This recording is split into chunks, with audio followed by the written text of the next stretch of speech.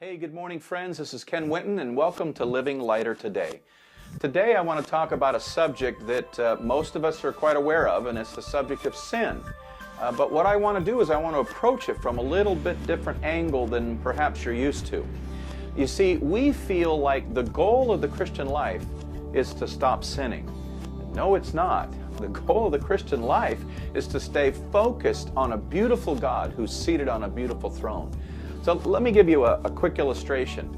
There was a young boy who had a dog, and every time he would attempt to take the bone away from the dog would bite him. Well, the father kept observing his son. Time after time, he would attempt to take the bone away from his dog. To no avail, the dog would bite him. So the father walked up to his young son and he said, "Son, let me take away the bone from the dog." And so a few minutes later, the father comes up to the son, hands him the bone, and the son just overwhelmed said, "Dad, how did you get the bone away from the dog?" And the father said, "Oh, it was simple, son. I gave him something that he wanted more than the bone.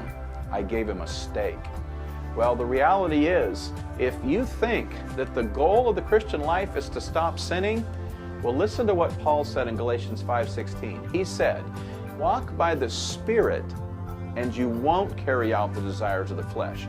In other words, what Paul was articulating to us is that you can't be moving in the Spirit and sinning at the same time.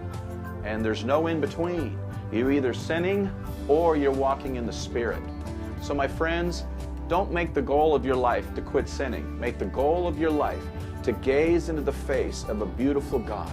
Meditate on Him, and you won't be sinning.